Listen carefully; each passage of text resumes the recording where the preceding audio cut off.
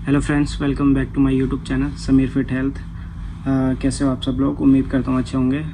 मेरे पास काफ़ी स्टूडेंट्स के कमेंट आ रहे थे कि सर इंटरव्यू के ऊपर वीडियो बनाएं, और पर्सनली भी मैसेज आ रहे थे और कमेंट भी आ रहे थे। तो आज के इस वीडियो में हम बात करने वाले हैं कि दुबई के अंदर इंटरव्यू कैसा होता है, सिंगल फार्मेसी में और चेन फार्मेसी में क्या पैटर्न रहता है इंटरव्यू का, और क्या क्या चीज़ें ध्यान में रखनी चाहिए, क्या क्या क्वेश्चन होते हैं, उन सभी के ऊपर इस वीडियो के अंदर डिस्कस करेंगे। तो वीडियो को पूरा एंड तक देखें, और बाकी मैं लास्ट में कुछ ऐसे टॉपिक्स बताऊंगा जो आपको ज़रूर से इंटरव्यू में क्लियर कर लेने चाहिए, ध्यान में रखने चाहिए, नहीं तो आगे चल के आपके लिए दिक्कत हो सकती है।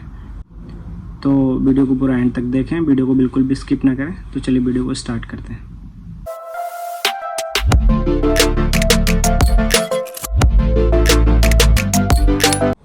बेसिकली यूएई के अंदर 2 टाइप्स की फार्मेसी होती हैं, एक सिंगल फार्मेसी और एक चेन फार्मेसी। दोनों का ही पैटर्न इंटरव्यू का लगभग सेम रहता है, बस थोड़ा बहुत डिफरेंस रहता है।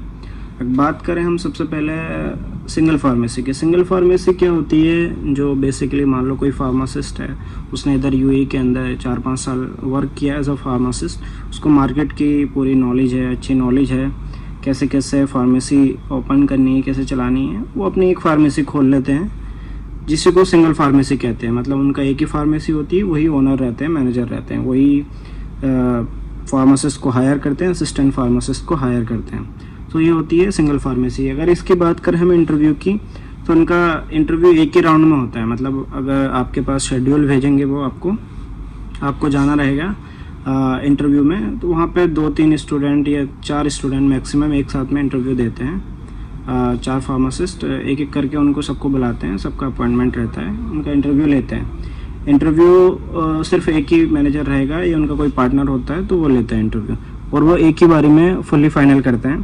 तो बेसिकली वो क्या करते हैं, जब सब आप जाते हो, सबसे पहले आपसे वही नॉर्मल से क्वेश्चन होते हैं। सबसे पहले आपके बारे में पूछते हैं, tell me something about your self. उसके अंदर आपको अपने बारे में बताना रहता है, ज़्यादा कुछ एक्स्ट्रा अलग से चीज़ें ऐड नहीं करनी रहती हैं, नॉर्मल से आंसर देने रहते हैं। सबसे पहले अगर उन्होंने पूछा है कि tell me something about your self, तो उसमें आपको अपना नाम बताना रहता है। नाम के बाद आपको आपका प्लेस बताना रहता है, आप किधर से हैं। अगर आप इंडिया से हैं स्पेशली, तो आपको स्टेट मेंशन करना रहता है कि यूपी से हैं, उत्तराखंड से, महाराष्ट्र से हैं, पंजाब से हैं, जिधर से भी आपको स्टेट मेंशन करना रहता है।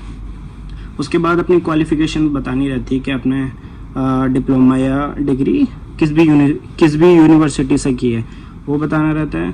उसके बाद ये आपको क्वालिफ़िकेशन बताने के बाद आपको ये बताना रहता है कि आपने डीएच एग्ज़ाम कौन से मंथ में दिया है। ये नॉर्मल से आपको आंसर देना रहता है, कुछ अलग से ऐसा ऐड नहीं करना रहता है इसमें। आपका वो इसी में कम्युनिकेशन चेक कर लेते हैं कि आप किस तरह से बोल रहे हैं, क्या बोल पा रहे हैं। ये टोटल इंग्लिश में होता है, इसलिए इसे इंग्लिश में ही प्रिपेयर करें। जो हिंदी वाले स्टूडेंट भी हैं, बेसिकली इंग्लिश पे फोकस करें, क्योंकि यहाँ पे इंग्लिश में ही इंटरव्यू होता है। उसके बाद बात करें, वो फिर आपसे नॉर्मल सम क्वेश्चन ऐड करते हैं। मतलब मेडिसिन के बारे में इतना खास नहीं पूछते, क्योंकि फ्रेशर हैं, फ्रेशर से कुछ ज़्यादा नहीं पूछते हैं, नॉर्मल से क्वेश्चन पूछते हैं।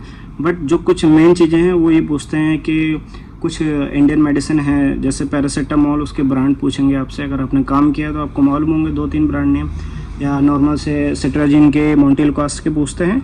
बाकी आपसे 1-2 क्लासिफिकेशन भी पूछते हैं, मतलब डायबिटिक मेडिसिन भी याद होनी चाहिए। और उसके बाद आपको एंटी हाइपरटेंसिव का मेडिसिन का पूरा आपको क्लासिफिकेशन याद होना चाहिए। क्लासिफिकेशन मतलब एस इनहिबिटर्स, आपके बीटा ब्लॉकर्स, इन सब के एग्जाम्पल आपको 1-1, 2-2 याद होने चाहिए। इस तरह से अगर आप बताते हैं, मतलब आप पूरा भी नहीं बताते हैं, कुछ कुछ बताते हैं, तो इंटरव्यूअर को ये लगता है कि इसको नॉलेज है, इसने काम किया है, बट एट द टाइम ये एट द मोमेंट थोड़ा स्लिप हो जा रहा है, इसको याद नहीं आ पा रहा है। लेकिन आपको कुछ ना कुछ बताना ज़रूर है, कि ऐसा नहीं करना है कि अगर वो आपसे कुछ पूछ रहे हैं, आप कुछ नहीं बता पा रहे हैं, बस अब वो बोल रहा है, आपके काम के ऊपर से निकल जा रहा है, आपको कुछ नॉलेज नहीं है, तो इसमें वो आपको रिजेक्ट कर देगा। इसलिए आपको थोड़ा बहुत कुछ ना कुछ नॉलेज होना चाहिए। थोड़े बहुत आपको ब्रांड नेम्स सभी मेडिसिन के मैक्सिमम अगर आपने काम किया है तो आपको याद होगा। टेलमेसार्टेन के, या नॉर्मल जो बीपी की है, एम्लोडापिन हो गया, एटिनोलोल हो गया, इनके 1-1, 2-2 ब्रांड नेम भी आपको याद कर लेने चाहिए। ये आपके लिए प्लस पॉइंट हो जाता है। बस यही पूछते हैं और ज़्यादा कुछ नहीं पूछते। बाकी फिर वो आपसे एक थोड़ा पर्सनल क्वेश्चन भी पूछते हैं साथ में, कि आपके फादर क्या करते हैं। अगर सिंगल फार्मेसी है, उनको लॉन्ग टर्म के लिए देखना रहता है कि कोई भी फार्मासिस्ट है ये इनके पास टिकेगा या नहीं टिकेगा।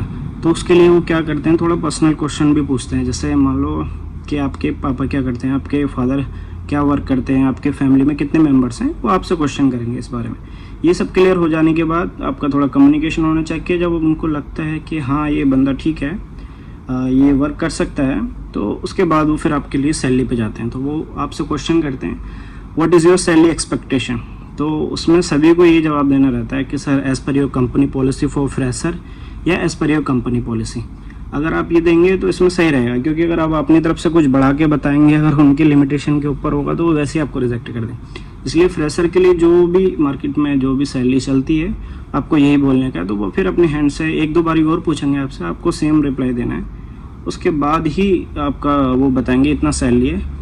तो ये चीज़ आपको पूरी क्लियर कर लेनी चाहिए। उसके बाद वो 2-3 स्टूडेंट रहते हैं तो पूरा वहाँ पे क्लियर नहीं करते हैं, वो आपको बोलते हैं कि मैसेज या ईमेल के जरिए आपको बताएंगे कंफर्मेशन, या आपको वो लेटर साइन करें। तो ये था सिंगल फार्मेसी का। अब बात करें दूसरे टाइप की फार्मेसी जो कि होती है चेन फार्मेसी। चेन फार्मेसी में भी 2 टाइप्स होते हैं, एक स्मॉल चेन फार्मेसी, एक big chain pharmacy. Big chain pharmacy में वो फार्मेसी आती हैं लाइफ फार्मेसी, अस्टर फार्मेसी, जो बड़ी बड़ी फार्मेसी जिनकी काफ़ी सारी ब्रांचें ऑल ओवर यूएई में और दुबई में।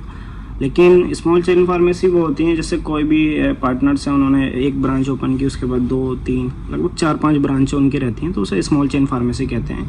मेरा सजेशन यही है, आपको ज़्यादातर स्मॉल चेन फार्मेसी में ट्राई करना चाहिए, सबसे बेस्ट रहता है वर्क करने के लिए भी, और वो मैक्सिमम बेनिफिट्स प्रोवाइड करते हैं, और इतना वर्क प्रेशर भी नहीं रहता है, और ज़्यादा शिफ्टिंग भी नहीं रहती है कि कभी इस ब्रांच में ड्यूटी करनी है तो कभी उधर करनी है। बिग चेन फार्मेसी में मैक्सिमम ज़्यादातर ये होता है, कभी 6 महीने इधर ड्यूटी कराएंगे, वो 6 महीने उधर ड्यूटी कराएंगे। तो स्मॉल चेन फार्मेसी का इंटरव्यू भी सेम सिंगल चेन फार्मेसी की तरह होता है, एक ही राउंड में वो क्लियर करते हैं, एक ही बारी में आपसे क्वेश्चन करेंगे, आप जाएंगे आपसे इंटरव्यू में, वो सेम क्वेश्चन पूछेंगे, अपने बारे में बताएं, फिर कुछ मेडिसिन के बारे में पूछेंगे। मेरे से पूछा था मॉन्टेलकास्ट का ब्रांड पूछा था, और एंटी हाइपरटेंसिव मेडिसिन का क्लासिफिकेशन पूछा था, वो मैं पूरे को याद था। उसके ब्रांड नेम पूछे थे कुछ मेडिसिन के, वो सब मैंने बता दिया था। सेम इसी तरीके से सभी स्टूडेंट्स से जो भी फ्रेशर होते हैं उनसे सेम क्वेश्चन लगभग वो करते हैं। बाकी अगर आप थोड़े बहुत इधर यूएई के कुछ ब्रांड नेम याद कर लेंगे तो वो आपके लिए प्लस पॉइंट हो जाएगा। बाकी जब आप वर्क करेंगे तो आपको खुद ब खुद याद हो जाएंगे। ये करने के बाद वो भी आपसे सेम क्वेश्चन करते हैं सैलरी के बारे में। ये इसी तरीके से सेम सिंगल चेन फार्मेसी की तरह ही रहता है, लेकिन एट द टाइम थोड़ा ज़्यादा लगभग फार्मासिस्ट आते हैं, 4 या 5 फार्मासिस्ट एक साथ इंटरव्यू देने आते हैं वहाँ पे जब भी जाओगे आप। लेकिन अगर अब हम बात करें बिग चेन फार्मेसी की, तो उनके वॉक इन इंटरव्यूज़ चलते रहते हैं दुबई में या जहाँ भी उनके सेंटर हैं। तो उसमें ऐसा होता है, उसमें ये नहीं कि 3-3 4-4 स्टूडेंट, वहाँ पे 100-200 ऐसे करके स्टूडेंट आते हैं, उन्हें सबको शेड्यूल मिलता है, शेड्यूल के हिसाब से सबका इंटरव्यू होता है। पहले फर्स्ट राउंड होता है, फर्स्ट राउंड के अंदर सभी को शेड्यूल दिया जाता है, सभी के करके जाते हैं।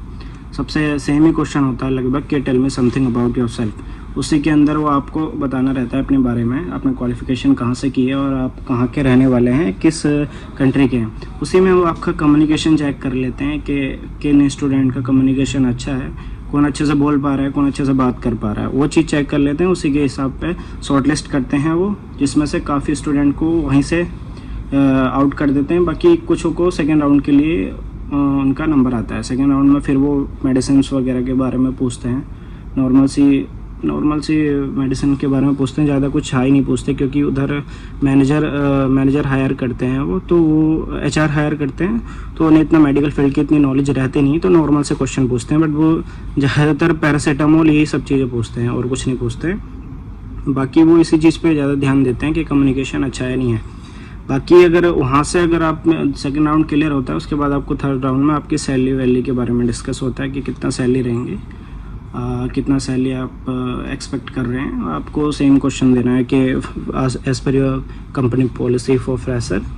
ये आपके लिए अच्छा रहेगा अगर आप इसके बारे में बता देंगे। बाकी अपने इंटरव्यू के बारे में सेल्फ के बारे में ज़्यादा कुछ एक्सप्लेन नहीं करना है, क्योंकि वो ज़्यादा कुछ सुनना नहीं चाहते। जो इम्पोर्टेंट होता है सिर्फ वही सुनना चाहते हैं।